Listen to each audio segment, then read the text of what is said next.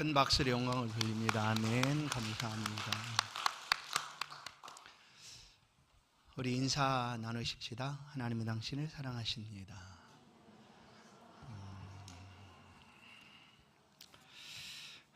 복되고 기쁨의 감사 주일입니다. 한 해 동안 삶의 감사들을 가지고 하나님을 예배하는 이 시간, 성도들의 심령과 마음 가운데 하나님의 은혜가 더욱 풍성하기를 다시 한번 주의 이름으로 축원합니다. 다시 한번 감사 인사하십시다. 감사합니다. 옆에 계셔 주셔서 감사합니다. 이렇게. 네. 뭐 이유가 크게 있겠습니까? 옆에 있어서 너무나 감사한 거죠. 지난 한 달 동안 우리 성도들 또 우리 당회에서 은혜를 입고 한 달의 쉼을 갖게 됐습니다. 제가 92년에 신학교를 입학했습니다. 그리고 93년 신학교 2학년 때 전도사 사역을 하게 됐습니다. 그때로부터 지금까지 딱 한 달 사역을 멈췄던 기간이 있습니다. 신대원 준비를 위해서 입시를 준비한다고 한 달 멈추고, 그 이후 그런 일이 없었죠.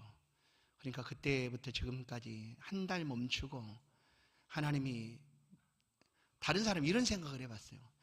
다른 사람은 사역을 마치면 다른 데로 임지를 옮길 때 그 기간을 좀 텀을 갖고 이렇게 뭐 때로는 2주나 3주 정도 갖고 이렇게 한다는데 왜 나에게는 그런 시간도 없을까? 뭐 이런 생각도 사실 해봤습니다. 한 번은 부목사 사역지로 이제 옮기게 됐을 때, 그때가 여름이었는데 제 나름대로는 여기에 이제 인사를 했으니까 새로 부임하는 교회에는 한 주 정도 시간을 얻고 그 다음 주에 가면 되겠다라고 마음을 먹었는데 전화가 왔어요. 언제 오실 거냐고. 당연히 다음 주에 가면 되지 않을까요? 아니래요. 그 주중에 오라는 거예요. 주중에 화요일 날. 그렇게 생각이 됩니까? 그 여름에 그 전에 사역하던 교회에서 이제 청년의 사역까지 마치고 이제 휴가 기간일 수 있는데 그냥 오라는 거예요. 난 다음 주에 한 주간 정도 쉬었다가 다음 주에 가면 되겠다 싶었는데 화요일 날 오라는 거예요. 그래서 제가 어떻게 안 간다고 말할 수 있겠어요? 못 갑니다 할 수 없잖아요. 오라는데. 그래 갔어요. 그렇게 이제 이렇게 보내면서 좀 쉼을 좀 주시면 좋겠는데 하고 그런 생각도 해봤죠.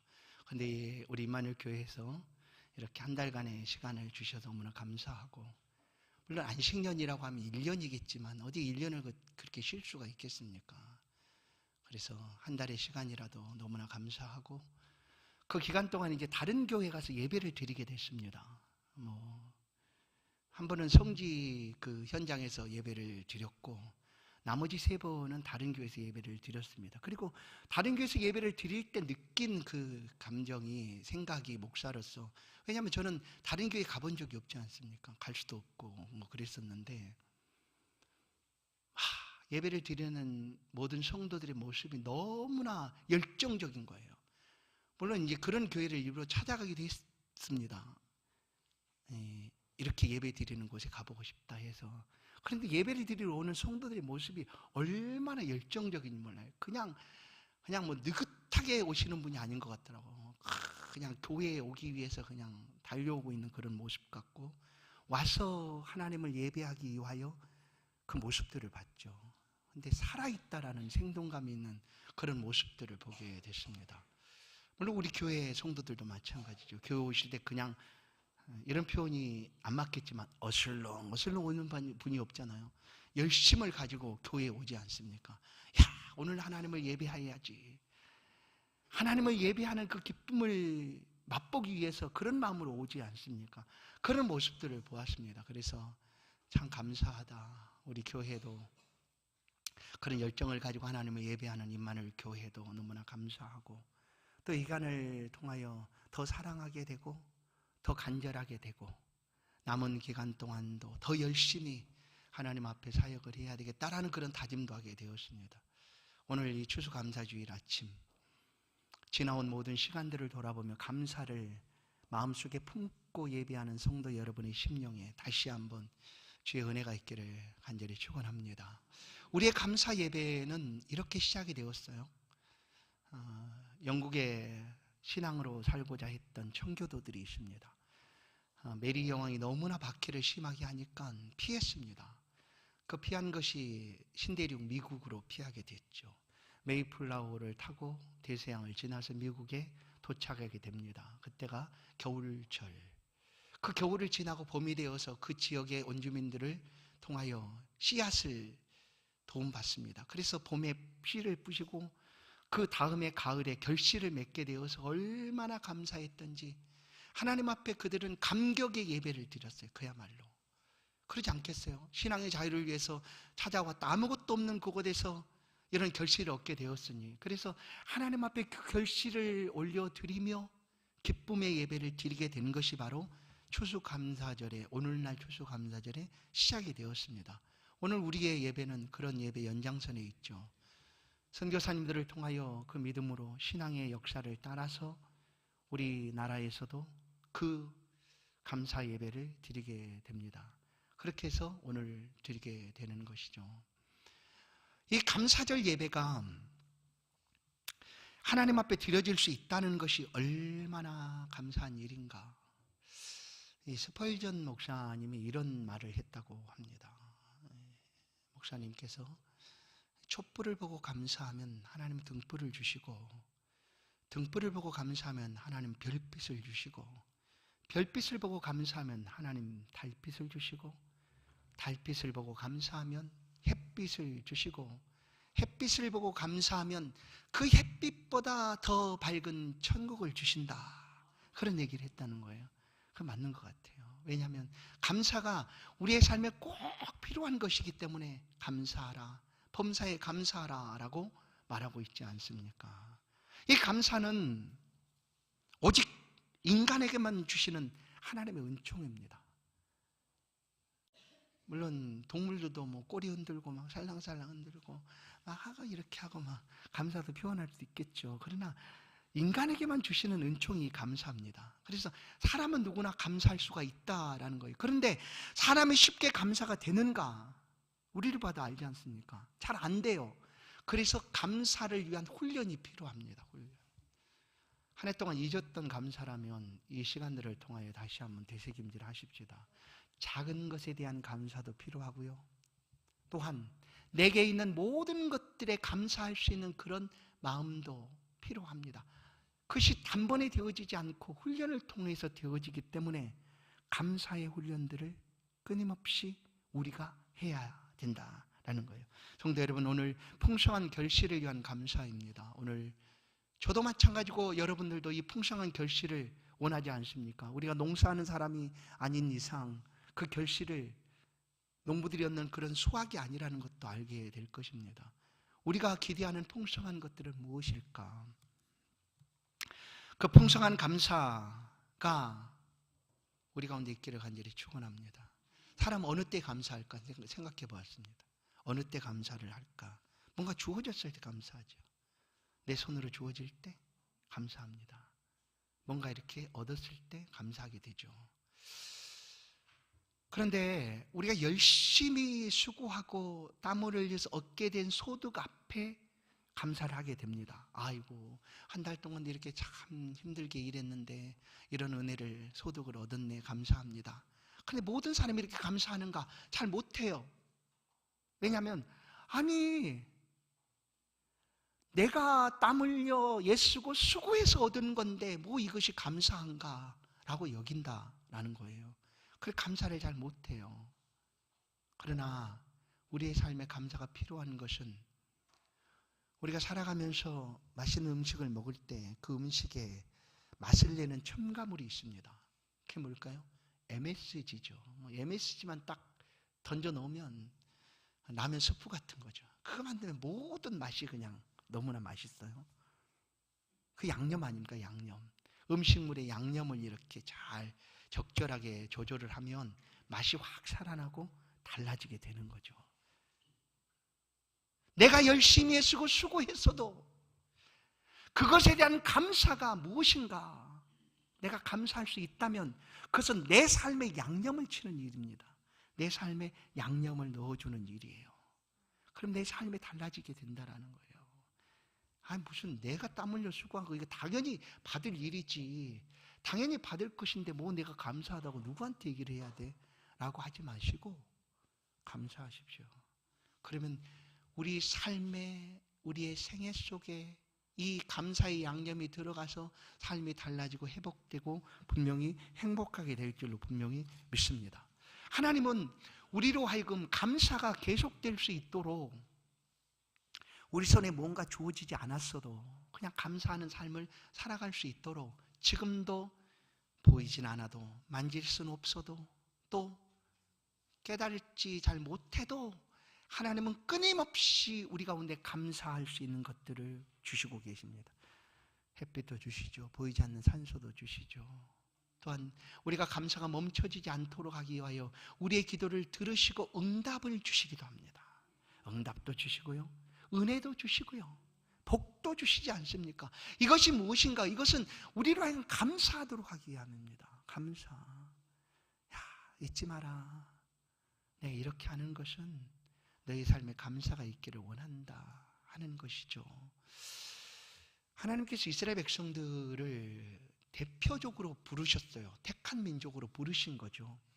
하나님이 딱 이스라엘 백성만 부르셨다라는 것이 아니라 이제 모범으로 한 민족을 대표로 부르시고 다른 모든 민족도 하나님 이와 같이 아끼고 사랑하고 부르신다라는 것을 보여주시는 것이 바로 모세오경의 내용들입니다.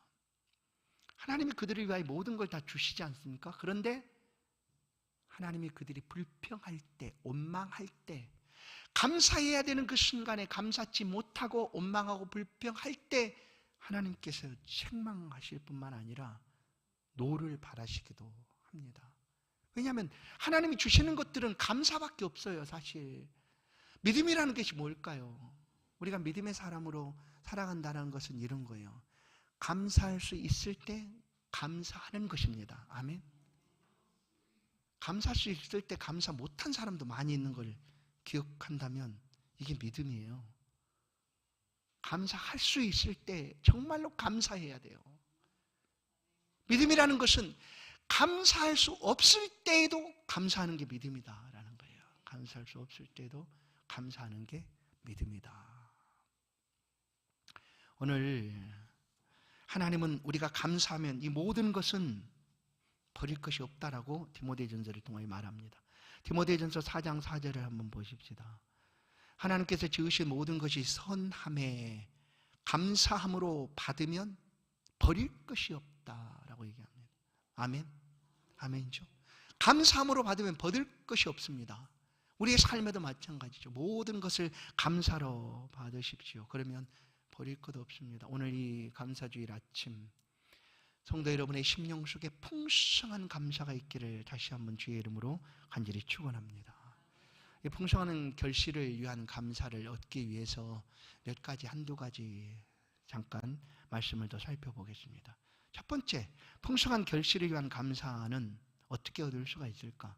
심어야 거둔다라는 거예요. 심어야 얻는다. 믿습니까? 심어야 얻어요. 이것이 하나님께서 우리 가운데 주신 원칙입니다. 자연 법칙이라고도 할 수 있죠. 원리예요, 원리. 심어야 거둔다. 풍성한 결실을 원한다면 심어야 된다라는 거예요. 심어야 된다. 아무리 베테랑 그냥 농부로 모든 삶을 살았던 사람일지라도 심지 않고는 그가 아무것도 거둘 수 없습니다. 맞잖아요. 아무리 뛰어나다 할지라도 심지 않는데 어떻게 거두겠습니까? 그래서 풍성한 결실을 우리가 원한다면 심어야 합니다.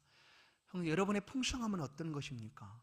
여러분의 삶에 지금으로도 만족하시고 또 더 풍성함을 기대하신다면 그것이 어떤 것이든지 그 풍성함을 위해서 심어야 된다라는 거예요. 심지 않고는 아무것도 얻을 수가 없습니다. 지금은 한 해의 수확의 계절입니다. 우리나라는 사계절이 있기 때문에 가을 결실하는 계절이죠. 아우, 늦었네. 아니에요. 늦지 않았습니다. 우리에게 기회와 시간들이 또 주어지고 있습니다. 지금이라도 이 말씀을 들으시고 심는 일에 힘써 보십시오. 풍성한 결실, 오늘 돌아보니 올 한 해 동안 내게 풍성한 결실이 없었네. 아쉬워하고 낙심하고 실망하지 마시고 오늘 말씀을 듣는 이 시간 다시금 심는 일을 시작해 보십시오. 그러면 하나님께서는 다음에 얻게 되는 그런 다음에 다가오는 그 계절 속에 아니면 얻게 되는 그 풍성한 것들 가운데 넘치도록 하나님이 베풀어 주실 줄로 분명히 믿습니다. 오늘 본문 말씀은 심으라고 말하는데 성경 속에서 이 심는 것과 뿌리는 것을 동일하게 말씀하고 있다는 것을 알 수가 있습니다. 한 사람이 씨앗을 뿌리러 나갔습니다. 심으러 간 거죠. 뿌리든지 심든지 마찬가지잖아요. 뿌리러 갔는데 그 씨앗이 뭐 여러 가지 밭으로 다 떨어지지 않습니까? 돌짝밭, 길가밭, 가시떨기밭, 그리고 좋은 땅에 떨어집니다. 그런데 그 뿌려진 씨앗이 심어 놓으니 다 사라지고 세 가지는 없어졌지 않습니까? 돌짝밭도 없어지고 길가도 없어지고 가시떨기 밭에 떨어진 씨앗도 없어졌는데 놀랍게도 좋은 땅에 떨어진 씨앗은 어떻게 해요? 30배, 60배, 100배로 거두게 되었다. 이것이 풍성한 것 아니겠습니까? 그런데 어떻게 된 것이냐? 뿌려졌을 때예요. 뿌려졌을 때, 심겨졌을 때 얻게 되는 은혜다라는 거예요. 그런데 이 심는 것을 사람들이 두려워합니다. 힘들어해요. 시편 126편 5절 6절을 보시면 눈물을 흘리며 씨를 뿌리는 자는 기쁨으로 거두리로다. 울며 씨를 뿌리러 나가는 자는 반드시 기쁨으로 그 곡식단을 가지고 돌아오리로다. 씨를 뿌리러 나가는데 사람이 울어요. 울어. 씨를 뿌린다는 것, 심는다는 것은 울어야 된다라는 거예요. 울어야 되는 상황들이 너무나 많다는 거예요. 나는 그런 일이 없어요. 안 그래요. 뭐 농부들만 예를 들어도 농번기에 비가 내리지 않으면 얼마나 애탑니까? 땅이 갈라지는 것처럼 마음이 갈라진다라고 표현도 하지 않습니까? 심는다는 것이 이렇게 어려움이 있다라는 거예요. 눈물을 흘려야 되는 일들이다. 그래서 사람들은 멈춰버리는 거예요. 내가 뭐 굳이 뭐 그렇게까지 울면서 뭐 씨를 뿌릴 필요가 있겠어? 그래 안 해도 난 살만한데 라고 여기고 씨 뿌리는 것을 멈춰버리는 거예요. 심는 것도 멈춰버리고. 왜냐하면 편안하고 안락하고 그냥 지금처럼 아무 문제 없이 삶을 살고 싶으니까. 그런데 심으라고 하니 힘들어서 포기하겠다. 여러분, 우리가 농부가 아니니까 우리가 심어야 된다는 것이 무엇인가를 오늘 말씀 속에 살펴보면 복음을 심는 거예요. 하나님 나라를 심어가는 일이에요. 하나님의 영광을 위하여 우리의 삶을 심어가는 일입니다. 그러나 그런 일들이 눈물을 흘려야 된다는 거예요. 그냥 되어지는 것이 아니라 울어야 된다는 일이라는 거예요. 여러분, 복음을 전하고 한 영혼이 주께 돌아오는 일들이 그냥 마음먹은 대로 쉽게 돌아오게 될까요? 우리는 다 압니다. 여기 있는 우리 성도님들도 그런 경험들을 하지 않았습니까? 누군가가 예수 믿으라고 말할 때 알겠어, 내가 순순히 예수 믿으러 가겠습니다 했던 분들이 그렇게 많을까요? 극히 드물 거예요. 물론 태어나면서부터 모태의 신앙을 가지고 태어나서 그런 과정 없이 예수를 잘 믿는 사람도 있을 수 있어요. 그러나 많은 부분, 한 사람이 예수를 믿는 일에 얼마나 힘든 것들이 많은가를 고백합니다. 포기하고 싶고 복음을 전하러 나갔는데 그냥 핍박받고 고난받고 오해받고 그냥 상처받고 힘들어서 도저히 못하겠다. 나나 예수 잘 믿으면 되지. 내가 왜 예수를 믿으라고 이렇게 전해야 되는가 하고 그냥 마음을 내려놓을 수 있지 않습니까? 근데 심는다는 것이 이렇게 힘듦이 있다라는 거예요.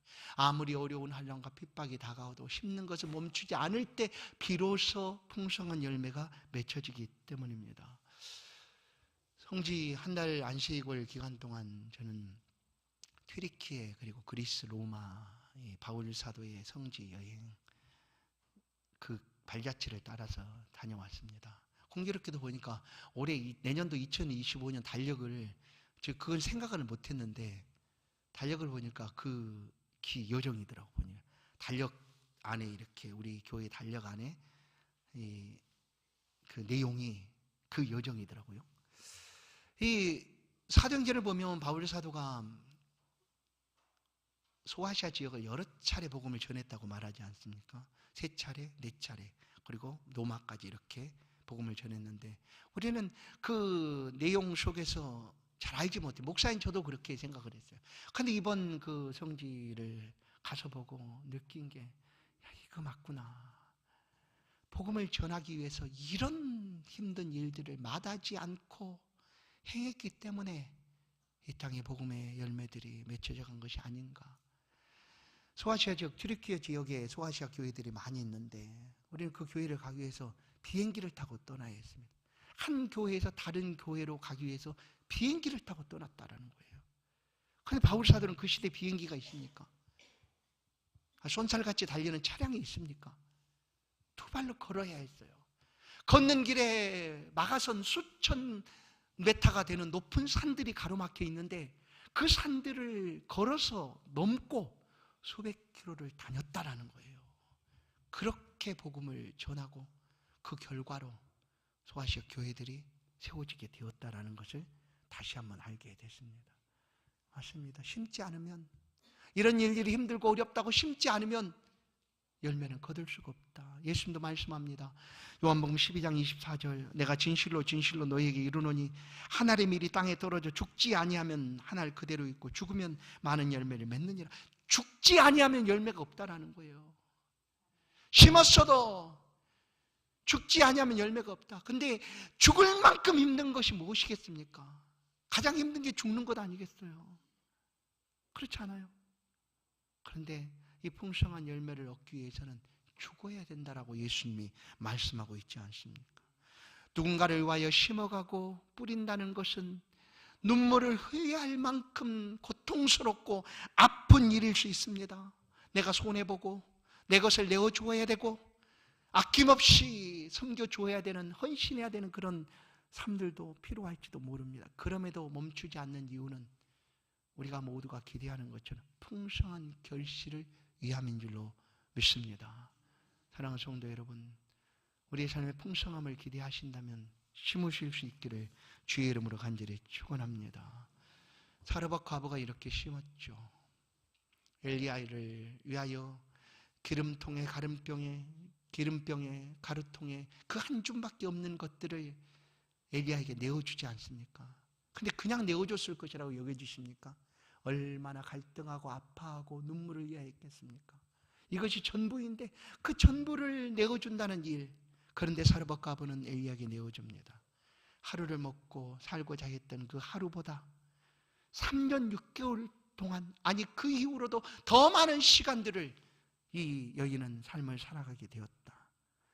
신약에서도 막달라 마리아라는 여인이 있습니다. 그 여인은 그의 향유 옥합을 예수님을 위하여 깨뜨렸습니다.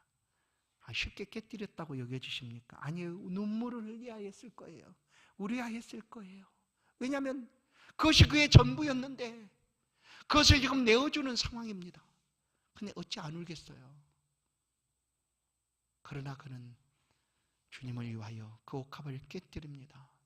그리고 주님께 그 여인은 칭찬받고 수천 년이 지난 지금도 오고 오는 모든 세대 가운데 이 여인의 헌신과 섬김을 우리가 얘기하고 있지 않습니까? 사랑하는 성도 여러분, 심는 일에 부지런하여 열심을 품기를 주의 이름으로 간절히 축원합니다. 두 번째, 우리의 삶의 풍성한 결실을 위한 감사는, 두 번째는 잘 보세요. 심는 것을 거둔다는 거예요. 심은 것을 거둔다. 반드시 심은 것을 거둔다라는 거예요. 심은 것. 우리 옛 선조들이 참 지혜로웠던 것을 알 수 있어요. 그 사회의 간습, 오래된 습관들이 이렇게 이제 모아져서 속담이라는 것들이 생겨나는 것 아니겠어요? 콩 심은 데 콩 난다, 팥 심은 데 팥 난다, 이런 거잖아요. 심은 대로 거둔다는 거예요. 심은 것을 거둔다. 콩을 심으면 팥을 거둘 수 있을까요? 안 되죠. 콩을 거둡니다.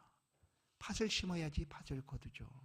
오늘 본문의 말씀도 이렇게 말합니다. 6절 7절 6장 7절, 스스로 속이지 말라. 하나님은 업신여김을 받지 아니하시나니 사람이 무엇으로 심든지 그대로 거두리라. 아멘. 무엇으로 심든지 그대로 거둔다. 심는 대로 거둔다는 거예요. 심은 것을 거둔다요. 이것은 심은 것을 거둔다.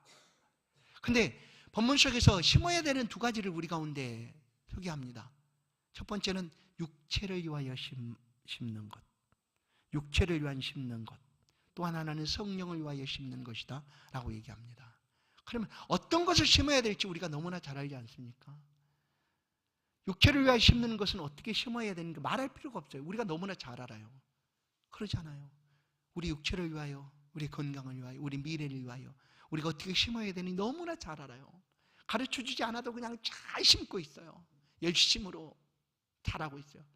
그렇다면 우리가 성령을 위하여 심어야 하는 것에 대해서 어떻게 우리가 관심을 가져야 될까? 육체를 위하여 심은 것에 대해서 풍성한 결실을 얻게 된다 할지라도 그것은 결론이 뭐냐면 썩어질 것이다 라고 얘기하기 때문이에요.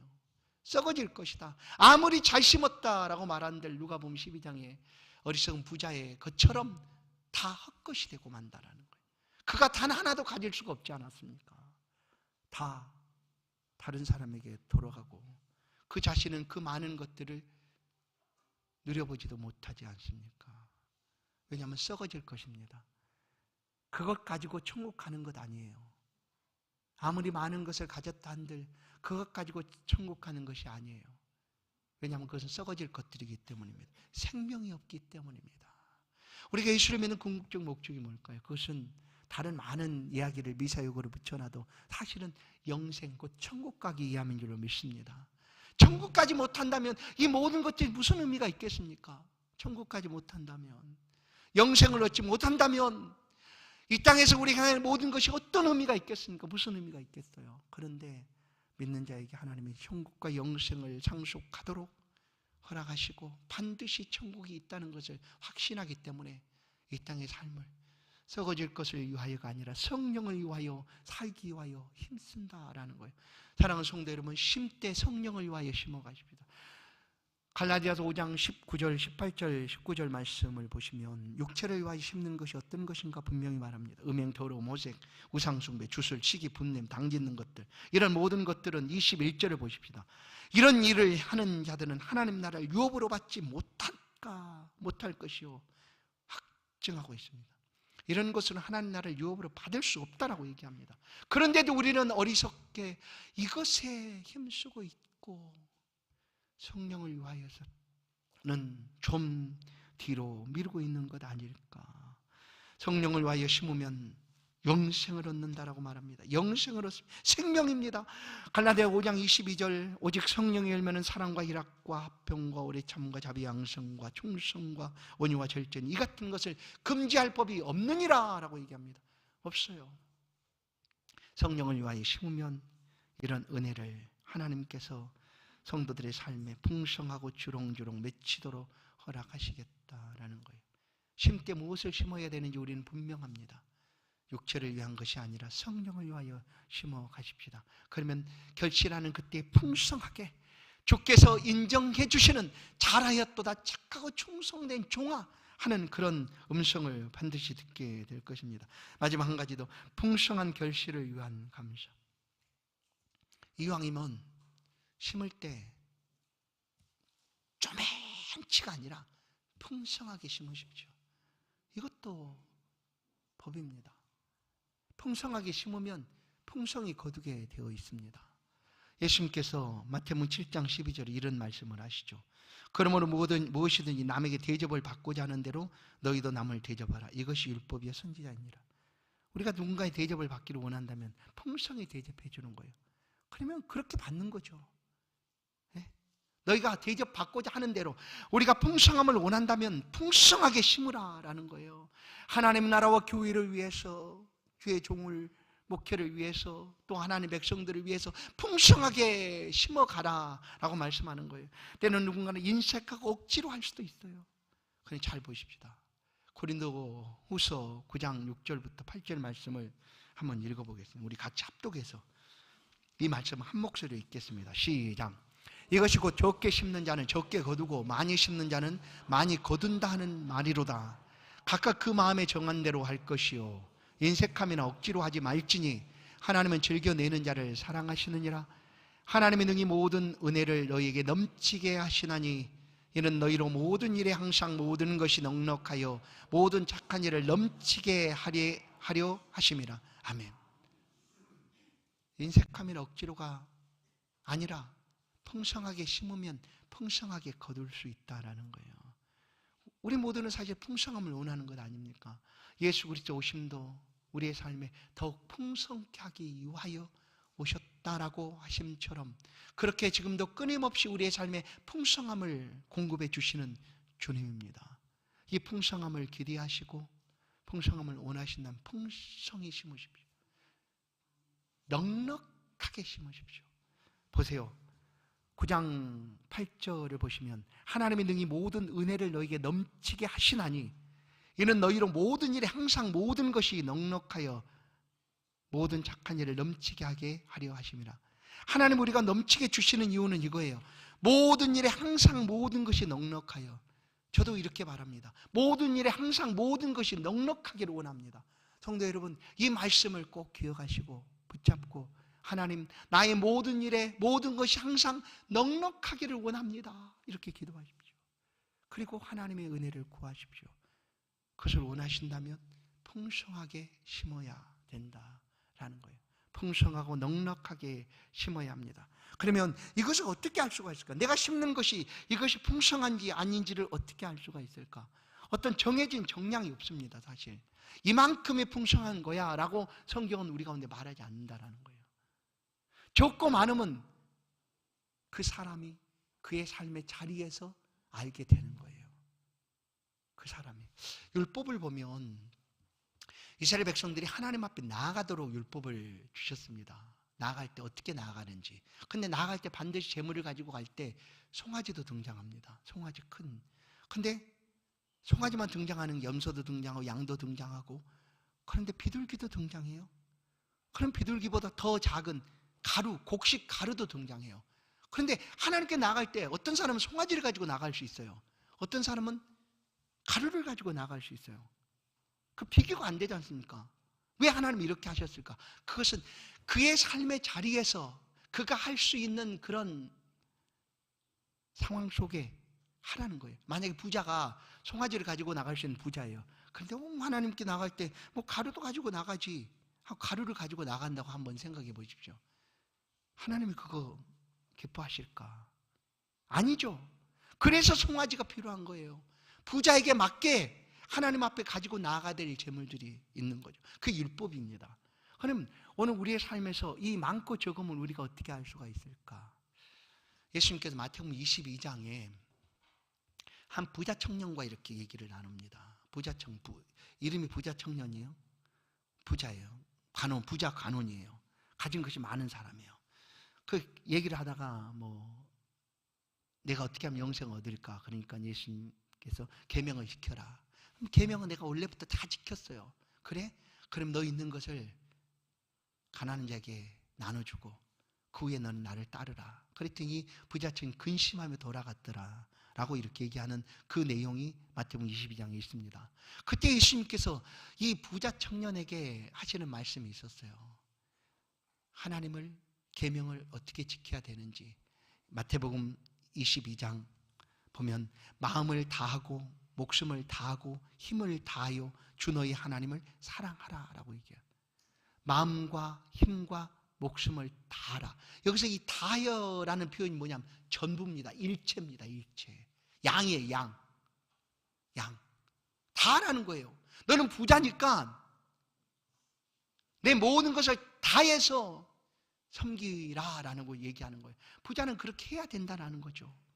왜냐하면 그것이 그가 하나님 앞에 나아갈 수 있는 적정한 양입니다. 그러나 누가복음 12장에서는 예수님께서 이런 얘기를 하세요.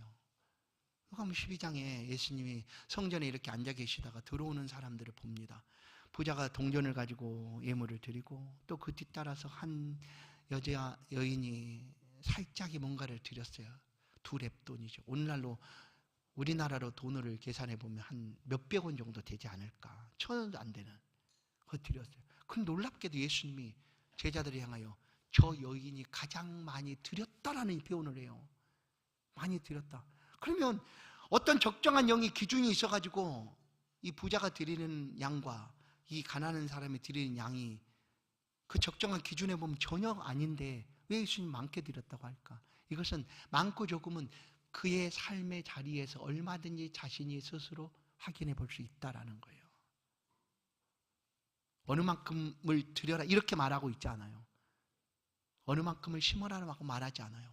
그냥 너의 삶에서 내가 알아볼 수 있는 만큼 내 스스로 얼마든지, 그것이 바로 너에게 꼭 필요한 풍성하게 심는 것이다 라고 말하는 거죠. 마가복음 12장 24절을 보면 그들은 다 그 풍족한 중에서 넣었거니와 이 과부는 그 가난한 중에서 자기의 모든 소유 곧 생활비 전부를 넣었다 하시니라. 여러분, 우리가 이렇게 넉넉하게 풍성하게 하나님 앞에 심으면 오늘 본문 9절을 보십시다. 우리가 선을 행하되 낙심하지 말지니 포기하지 아니하면 때가 이르매 거두리라. 아멘. 이 말씀 우리가 믿습니다. 우리가 심어가는 것에 하나님이 반드시 거두게 하실 줄로 믿습니다. 때가 이르매 거두리라. 심고 또 넉넉하고 풍성하게 심어가면 추수의 때에 하나님께서 풍성하게 거두게 하실 줄로 믿습니다. 지금 우리의 시대에 얻지 못한다면 하나님은 우리 후대에도 우리 자손에게도 그와 같은 풍성함의 은혜를 반드시 베풀어 주실 줄로 믿습니다. 우리는 감사하는 사람, 믿음의 사람들입니다. 아무것도 없어도 있는 것, 내게 있는 이 모든 것 가지고 감사할 수 있는 그런 충분한 사람입니다. 하나님은 우리를 죄악 가운데서 속량해 주셨습니다.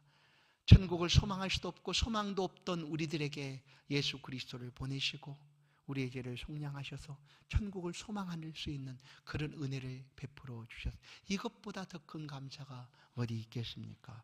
이 풍성한 감사를 하나님 앞에 드리십시다. 그리고 우리의 결실하는 그때에 넉넉하고 풍성하게 거둘 수 있는 그런 복된 인생을, 복된 생애를 주 안에서 믿음으로 잘 심고 넉넉하게 심어서 이 모든 은혜를 함께 누리는 저와 여러분 되기를 주의 이름으로 간절히 축원합니다. 하나님, 우리를 사랑하심에 감사합니다. 우리를 너무나 아끼셔서 날마다 잊지 않도록 하나님 앞에 감사하게 하시고 이 감사가 끊임없이 계속될 수 있도록 지금도 우리의 삶에 넉넉하게 베풀어 주신 것 감사드립니다. 한 해의 삶을 되돌아봅니다. 오늘 풍성한 것이 우리 가운데 없다 할지라도 이 말씀을 붙잡고 다시 한번 심어가는 일에 힘쓰기를 원합니다. 심때 넉넉하게 풍성하게 성령을 위하여 심어가는 우리가 생애가 될 수 있도록, 그리하여 마침내 영생을 거두는 우리의 삶이 될 수 있도록 인도하여 주옵소서. 주의 백성들의 모든 간구를 들으시고 응답하여 주옵소서. 예수 그리스도의 이름으로 기도하옵나이다. 아멘. 이 시간에는 먼저 세례식을, 성례식을 갖도록 하겠습니다. 학습 세례의식이 있습니다.